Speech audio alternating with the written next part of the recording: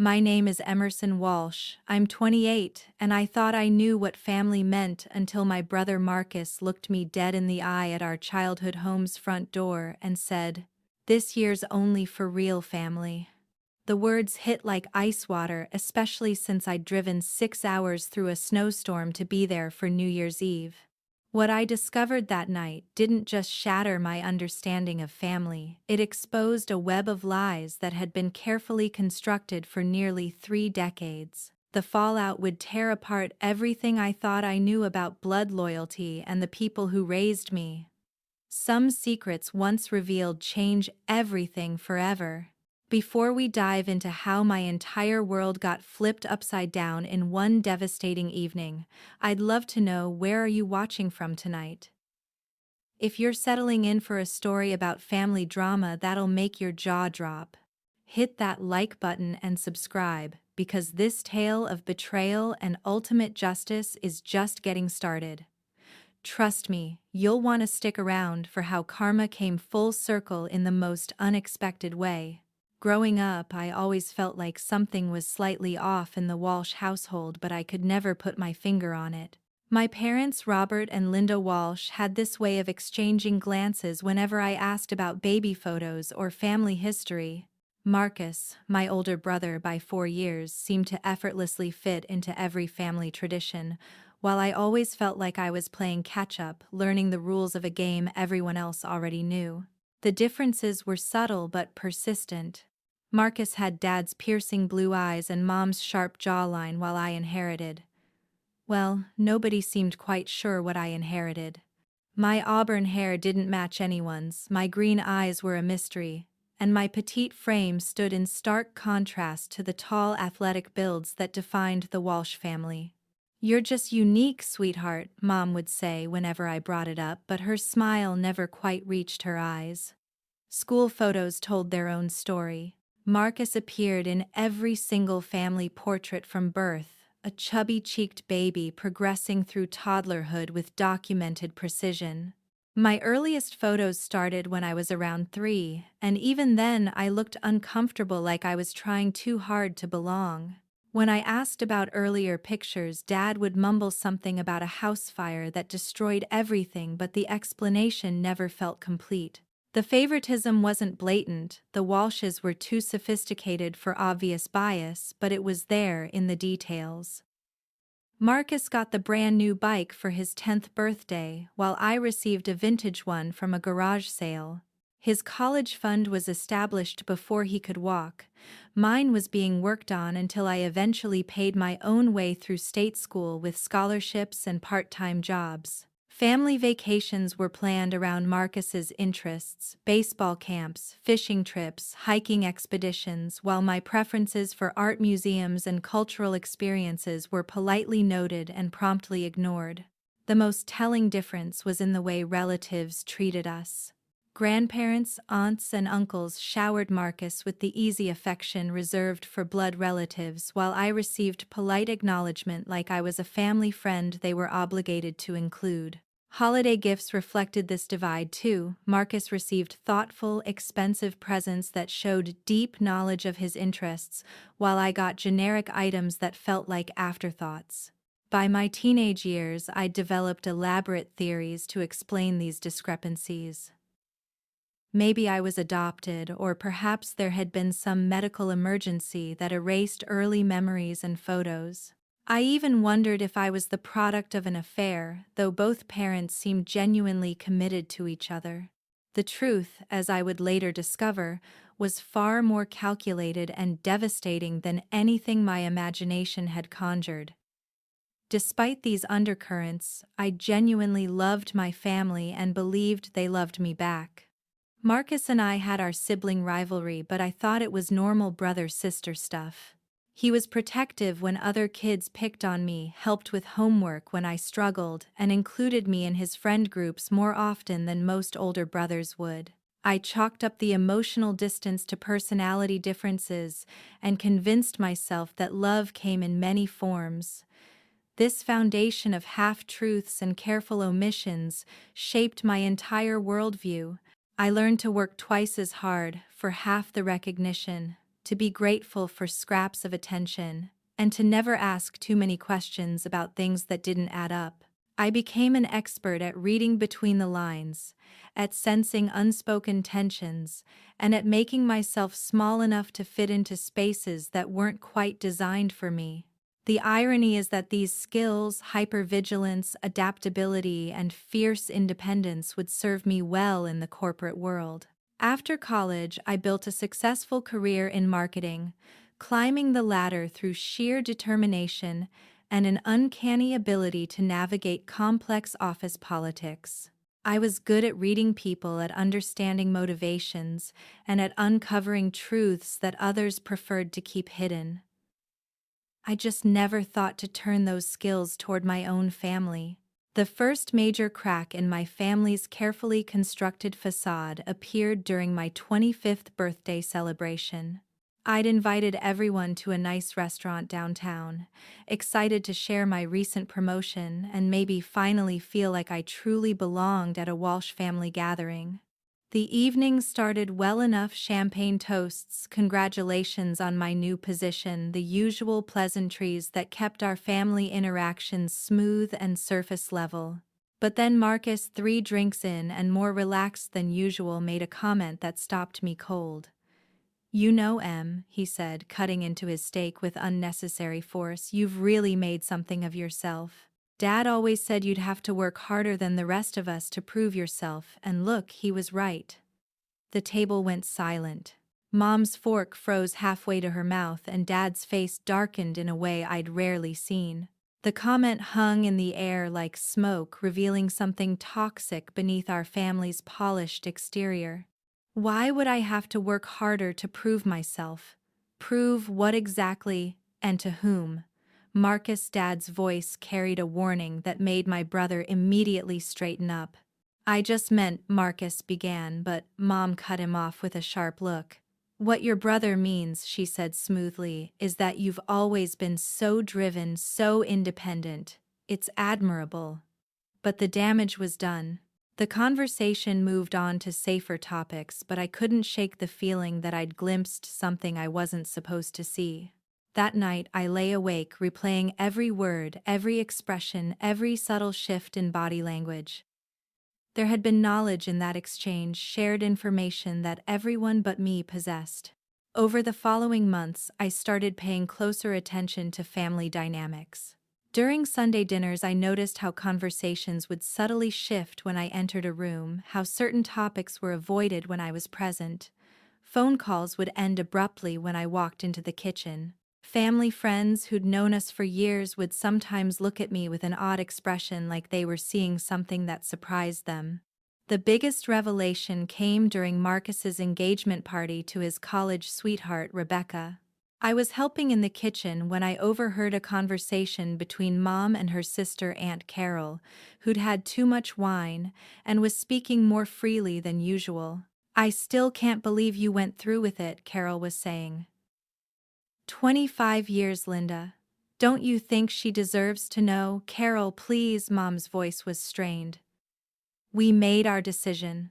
Emerson is happy, she's successful, she's part of this family. Why complicate things now?" "Because she's not part of this family, not really," Carol replied bluntly. "And Marcus knows it. Have you seen the way he looks at her sometimes, like she's some kind of intruder?" I pressed myself against the wall, barely breathing as the conversation continued. "The older she gets, the more obvious it becomes," Carol went on. "She doesn't look like any of us, Linda. People are starting to notice. And what happens when she wants kids of her own? What happens when—" "Nothing happens," Mom interrupted firmly. "This is our family. This is how it's always been. End of discussion." But it wasn't the end for me. That conversation opened a floodgate of questions I'd been unconsciously avoiding my entire life. If I wasn't really part of the family, then what was I? How had I ended up with the Walshes? And why had they kept the truth from me for so long? I started doing my own detective work. I requested my birth certificate, only to discover discrepancies in the paperwork that raised more questions than answers. I searched through family documents when I visited looking for adoption papers or any official records that might explain my presence in their lives. I found nothing, not because the evidence didn't exist but because they'd been very careful to hide it. The most unsettling discovery came when I was helping Dad clean out the garage. Hidden behind boxes of Marcus's childhood memorabilia, I found a manila folder containing newspaper clippings from 28 years ago. The headlines made my blood run cold: local couple dies in car accident, infant daughter survives. The dates aligned perfectly with what I'd always been told was my birthday. I photographed the clippings with trembling hands, my mind racing. The article mentioned that the surviving infant had been placed with relatives, but no names were given due to privacy concerns. I stared at the grainy photograph of the accident scene, trying to process what I was seeing.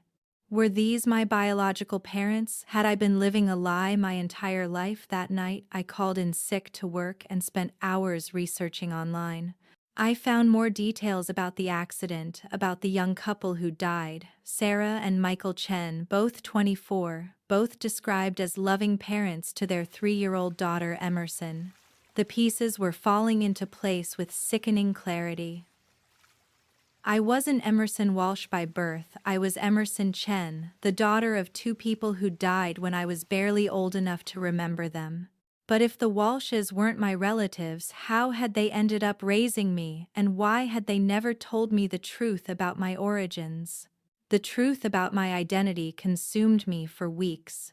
I couldn't eat, couldn't sleep, couldn't focus on anything except the growing certainty that my entire life had been built on a foundation of lies. Every family photo on the walls seemed to mock me. Every shared memory felt tainted by deception. I was living in a house of mirrors, and I just realized that nothing I was seeing was real. My breaking point came during a family barbecue in late summer.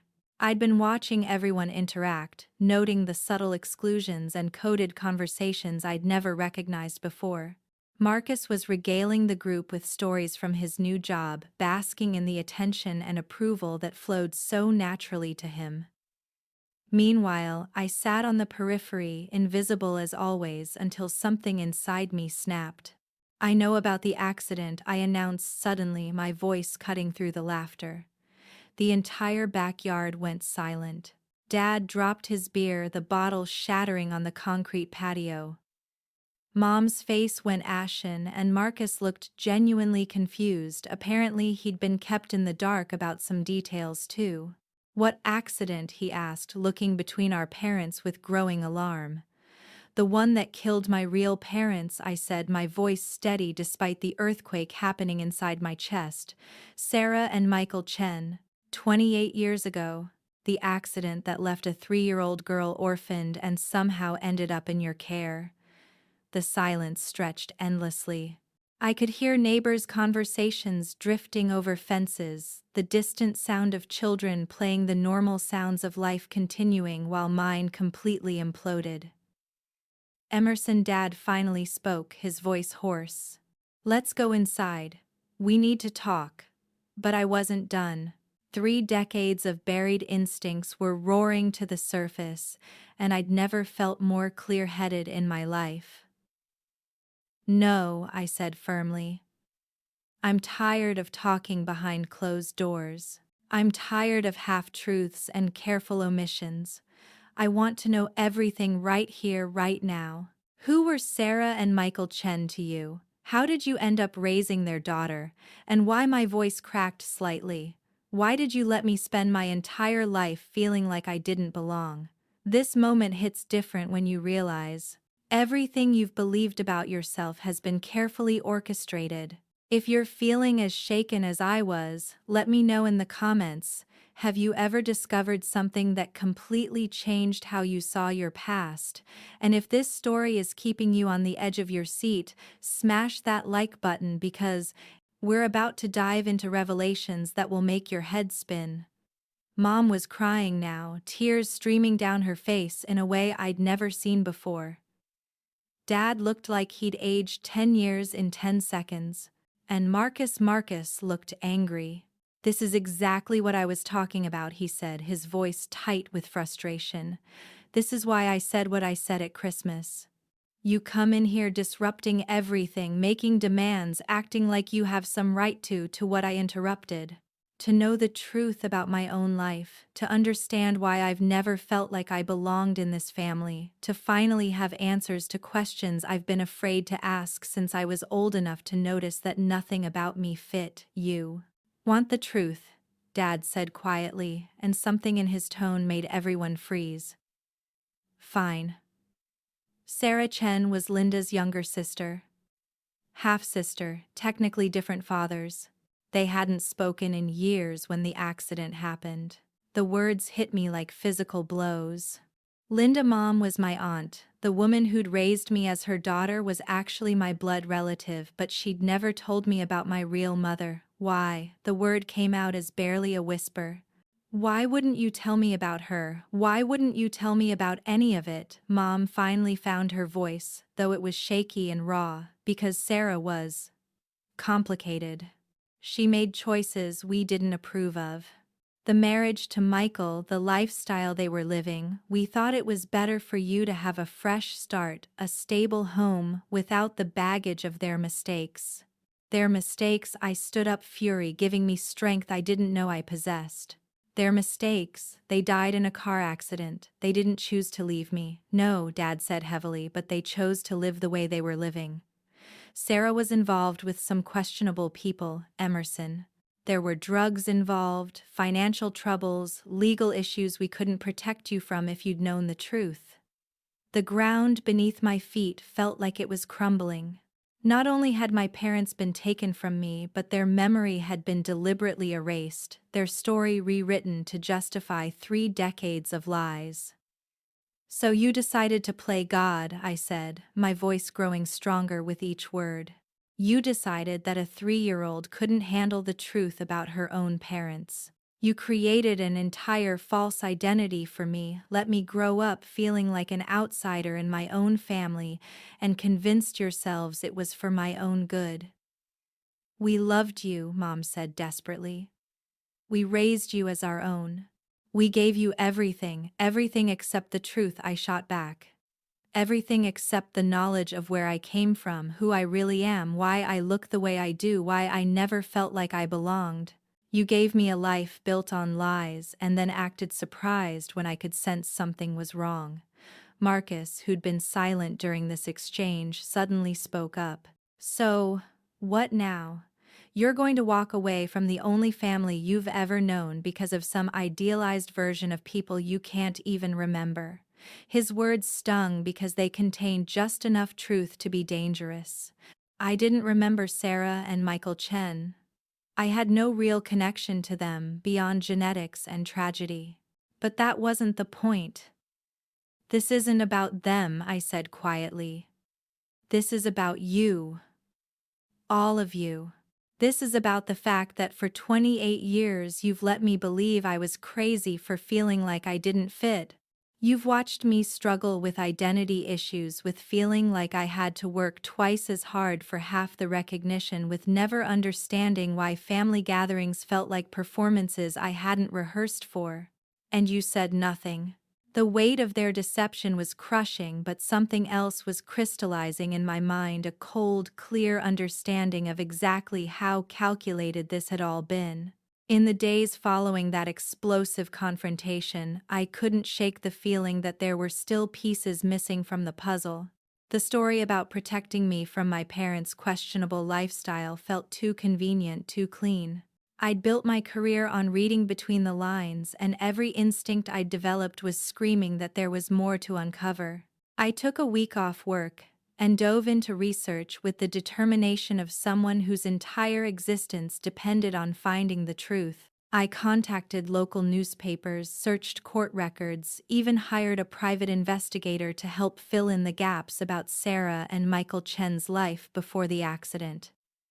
What I discovered made the betrayal infinitely worse.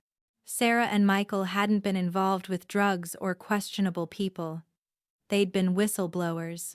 Michael Chen had been an accountant for a mid-sized construction company, the same company where Robert Walsh, my supposed father, had worked as a project manager. According to the records, I found Michael had discovered evidence of massive fraud involving inflated contracts, kickbacks, and deliberate cost overruns that were cheating the city out of millions of dollars. He'd been preparing to go to the authorities when the accident occurred. The timing was damning. Michael had scheduled a meeting with federal investigators for the week following his death. Sarah had been supporting her husband's decision to come forward, despite pressure from family members, including her half-sister Linda, to keep quiet and not rock the boat. As I dug deeper, the scope of the conspiracy became clear. Robert Walsh hadn't just been aware of the fraud, he'd been one of the architects. The construction company was a family business run by his father and uncle, and Robert's position gave him access to bid information and city planning documents that made the schemes possible. Michael's evidence would have destroyed not just the company but Robert's entire family legacy.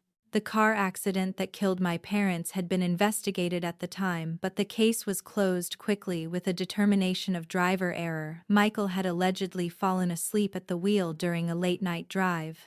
But I found inconsistencies in the police report witness statements that didn't align with the official conclusion and evidence that the investigation had been suspiciously brief for such a serious incident. I couldn't prove that the accident had been anything other than tragic coincidence, but the pattern was clear. My parents had died just before they could expose corruption that would have ruined the Walshes financially and legally. And somehow, in the aftermath of that convenient tragedy, Robert and Linda had positioned themselves as the grieving relatives stepping up to care for the orphaned child. The most sickening revelation came when I found the insurance records. Sarah and Michael had had substantial life insurance policies that in the absence of living relatives would normally go to their daughter. But since I'd been legally adopted by the Walshes immediately after the accident, those payouts had gone to my new parents as my guardians. $500,000. That's what my parents' lives had been worth, and that money had funded the Walshes' comfortable lifestyle for nearly 3 decades. The down payment on the house I'd grown up in, Marcus's private school education, the family vacations, I'd always felt excluded from all of it, had been bought with blood money from the people they'd betrayed. I sat in my apartment staring at bank records and insurance documents, feeling physically sick. Not only had the Walshes stolen my identity and erased my heritage, they'd literally profited from my parents' deaths. Every advantage Marcus had enjoyed, every opportunity that had been denied to me, had been purchased with money that should have been mine. But the cruelest twist was yet to come. In a box of Sarah's personal effects that had somehow survived in a storage unit, I found letters, dozens of letters between Sarah and Linda dating back years before my birth. The correspondence painted a picture of 2 sisters with very different values and an increasingly strained relationship. Sarah had been trying to reconcile with Linda, reaching out repeatedly, despite being rebuffed. She'd shared photos of her growing daughter, written about her hopes for Emerson to know her extended family, even suggested visits and holidays together. Linda's responses, when they existed at all, were cold and judgmental. The final letter in the series was dated just 1 week before the accident. In it, Sarah was pleading with Linda to support Michael's decision to expose the corruption at the construction company. "I know Robert works there," Sarah had written, "and I know this will be difficult for your family. But this is about doing what's right. The city is being cheated and ordinary people are paying the price for their greed. Michael has the evidence to stop it, but he's scared. He needs to know that family will stand with him, that we're choosing integrity over comfort. Please, Linda, help us do the right thing."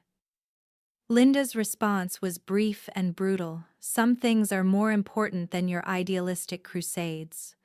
Think about your daughter before you destroy other people's lives." Reading those words, I finally understood the full scope of what had happened.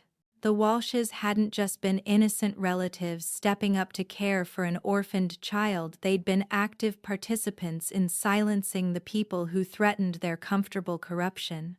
And when fate handed them the perfect cover story, they'd seized the opportunity to erase any evidence of their involvement while positioning themselves as heroes.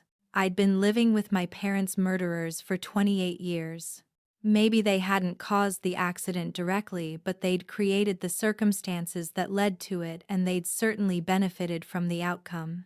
They'd stolen my inheritance, erased my history, and gaslit me into believing that the disconnection I felt was my own failing. The rage that consumed me was unlike anything I'd ever experienced.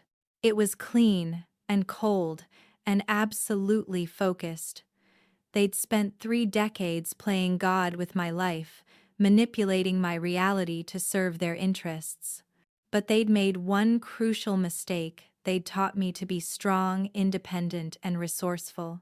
They'd shaped me into exactly the kind of person who could bring their carefully constructed world crashing down around them.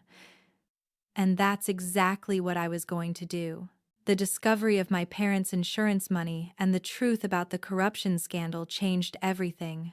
I wasn't just dealing with family lies anymore. I was looking at potential fraud, conspiracy, and possibly even murder. But I also knew that after nearly 3 decades, the legal system would be limited in what it could accomplish. If I wanted real justice, I'd have to be strategic. I spent the next month planning with the precision of a military campaign. My career in marketing had taught me the power of narrative control and public perception. My years of feeling like an outsider had made me an expert observer of human psychology, and my recent discoveries had given me the ammunition I needed to destroy the Walsh's carefully constructed reputation. First, I contacted the FBI's white-collar crime division. While the statute of limitations had run out on most of the construction fraud, some financial crimes had longer windows, especially when they involved ongoing concealment. I provided them with copies of Michael's evidence, which I'd found among Sarah's belongings, along with the insurance records and adoption papers that showed the Walshes had financially benefited from my parents' deaths. The agent I spoke with, Detective Maria Santos, was intrigued enough to open a preliminary investigation. "We can't promise prosecution," she warned, "but if there's a pattern of financial misconduct that continued after the initial crimes, we might have options." While the FBI worked their angle, I pursued my own form of justice. I researched every aspect of the Walsh's current life, looking for vulnerabilities and pressure points. Robert had parlayed his construction experience into a successful consulting business that advised municipalities on infrastructure projects. Linda had built a reputation as a pillar of the community, serving on charity boards and organizing fundraising events. Marcus worked in real estate development, trading heavily on the family's local reputation for integrity and civic involvement. Their entire professional and social standing depended on the perception that they were upstanding citizens with strong family values. I was about to shatter that perception completely. I started by reaching out to investigative journalists at the local newspaper and television stations. The story had everything media loved: corruption, cover-ups, orphan children, and wealthy families with dark secrets. I provided them with carefully curated evidence that told the story without requiring me to prove anything that couldn't be documented. Next, I used my professional network to ensure the story would reach the right audience. I had contacts in public relations, social media management, and digital marketing who owed me favors. Within 48 hours of the first article's publication, the story was trending on local social media, being shared in community Facebook groups, and generating the kind of sustained attention that ruins reputations permanently. The construction company scandal was particularly damaging because several of the projects that had been overcharged were public schools and hospitals. The community felt personally betrayed by people who'd stolen from institutions that served their children and families.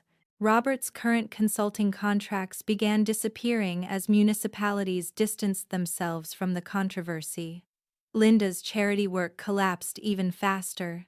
Board positions evaporated overnight as organizations scrambled to avoid association with someone connected to fraud allegations. The irony was perfect. She'd spent decades building a reputation for helping others while living off money stolen from orphaned children. But Marcus presented a different challenge. He'd been young when the original crimes occurred, and by all accounts he'd been kept in the dark about the details of my background. I could have spared him, but then I remembered his words at the New Year's party, "This year's only for real family." I remembered the years of subtle exclusion, the way he'd treated me like an unwelcome guest in my own home, the sense of superiority that had poisoned every interaction we'd had. Marcus's real estate business depended on trust and reputation. When potential clients started Googling his name and finding articles about family fraud and stolen inheritances, his deals began falling through. His engagement to Rebecca ended when she realized the social implications of marrying into a family under federal investigation. The life of privilege and ease that had been built on my parents' blood money was crumbling with satisfying speed. The most devastating blow came when I arranged for the entire extended family to receive copies of Sarah's letters, the ones where she'd pleaded for support and been rejected. Aunts, uncles, and cousins who'd treated me like a charity case for 30 years suddenly understood that they'd been complicit in erasing their own relative. The family unity that had always excluded me fractured completely as people chose sides and demanded accountability. Robert tried to reach out several times, leaving voicemails that grew increasingly desperate as his world collapsed. "Emerson, please," he said in one message. "We can explain everything. We can make this right. You're still our daughter regardless of biology. We love you." But love built on lies isn't love at all, it's manipulation. And I was done being manipulated. The final piece of my plan involved the insurance money that had funded their comfortable life for 3 decades. I filed a civil lawsuit challenging the original adoption and seeking restitution for funds that should have been held in trust for me. The legal process would take years, but the public filing added another layer of legitimacy to the media coverage and ensured that the story wouldn't fade from public attention. My attorney, Jennifer Morrison, was optimistic about our chances. "Adoption fraud cases are difficult," she explained, "but when there's evidence of financial motivation and concealment of material facts, courts can be very sympathetic. At minimum, we're looking at significant damages for misappropriation of funds that should have been yours." Watching the Walsh's empire crumble felt like watching karma in action.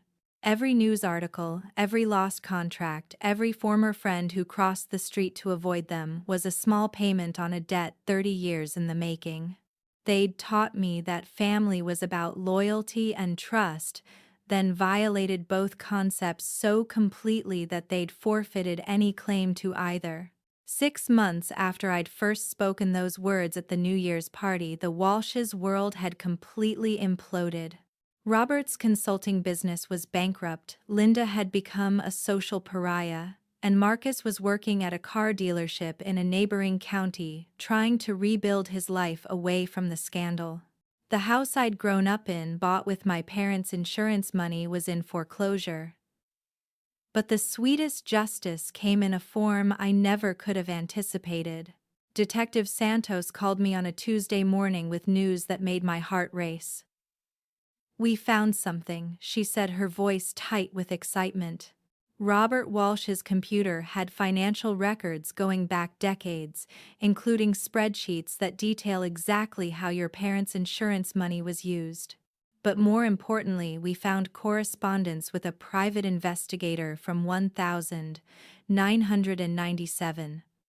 My blood went cold. "What kind of correspondence?"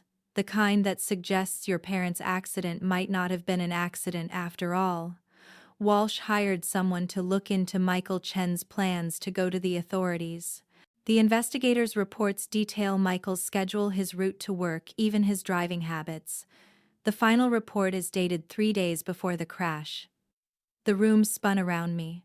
After all these months of suspecting, of wondering, of knowing something was wrong but not being able to prove it, here was evidence that the Walshes had actively planned my parents' deaths.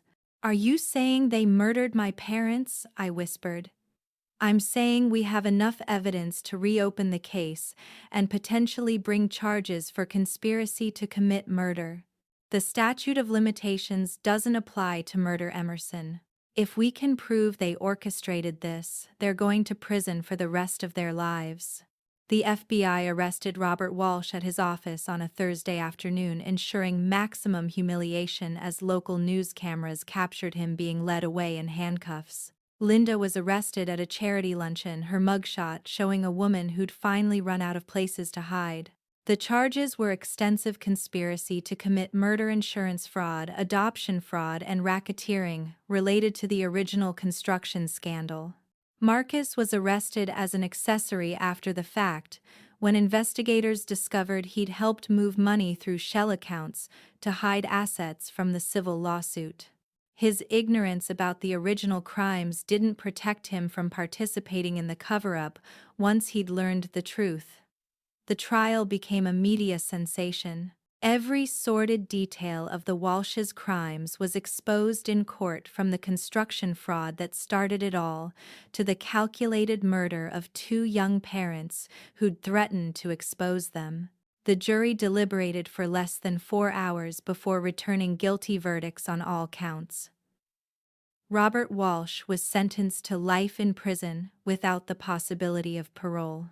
Linda received 25 years for her role in the conspiracy and subsequent fraud. Marcus got 10 years, which felt appropriate for someone who'd spent his entire adult life benefiting from blood money while treating me like an unwelcome intruder. The civil lawsuit was settled out of court for $12 million, the original insurance payout, plus 3 decades of investment growth and punitive damages. I donated half of it to organizations that help orphaned children and victims of violent crime. The other half gave me the financial freedom to pursue justice for other people who'd been betrayed by those they trusted most. I used my settlement money to establish the Sarah and Michael Chen Foundation, which provides legal assistance and investigative resources to families seeking the truth about suspicious deaths and cover-ups. In 3 years, we've helped expose 2 other murder conspiracies and dozens of cases involving insurance fraud and family financial abuse. The Foundation's work has been personally healing in ways I never expected. Each case we solve, each family we help find closure, feels like another payment on the debt the universe owed my parents. They died trying to expose corruption and protect innocent people. Now their memory is helping other families find the truth they were denied. I still think about what Marcus said that New Year's Eve. "This year's only for real family." He was right in a way he never intended. Real family isn't about blood or legal documents or shared last names. Real family is about truth, loyalty, and choosing to stand by each other when it matters most. Real family doesn't build their happiness on lies and stolen money. The Walshes taught me that lesson in the most painful way possible, but they also gave me something invaluable. They showed me exactly the kind of person I never want to become. Every choice they made, the lies, the manipulation, the willingness to destroy innocent people for personal gain, became a roadmap of what to avoid in my own life. I've found my real family now, and it's nothing like the one I grew up with. It's made up of chosen relationships built on honesty and mutual respect. It includes Detective Santos, who became a close friend during the investigation. It includes Jennifer Morrison, my attorney, who fought tirelessly for justice even when the case seemed impossible. It includes the staff and volunteers at the foundation who dedicate their lives to helping others find truth in dark places. Most importantly, I've learned that family isn't something that happens to you, it's something you create through your choices, your values, and your commitment to the people who matter most. The Walshes may have stolen 30 years of my life, but they couldn't steal my future. And in that future, I'm surrounded by people who chose to be there, people who know my story and love me anyway, people who understand that real family means never having to question whether you belong. Looking back now, I can see that Marcus's cruel words at that New Year's party were actually a gift. They forced me to question everything I'd accepted without challenge. They started a chain of events that revealed the truth about my past and cleared the path for a future built on authenticity instead of lies. Have you ever had a moment that completely changed your understanding of your own life? A revelation that made you question everything you thought you knew about the people closest to you? I'd love to hear your stories in the comments below. Sometimes the most painful discoveries lead to the most powerful transformations. And if this story of justice served and karma delivered resonated with you, please hit that like button and subscribe for more stories about finding truth in the darkest places. Share this video with anyone who needs a reminder that real family is about choosing each other, not just sharing DNA. Thank you for joining me on this journey from betrayal to justice. Life has a way of bringing truth to light even when powerful people try to bury it. Sometimes the family that raises you isn't your real family, and sometimes that's the greatest blessing you could ever receive. Here's to finding the courage to seek truth, the strength to face difficult realities, and the wisdom to build the family we truly deserve.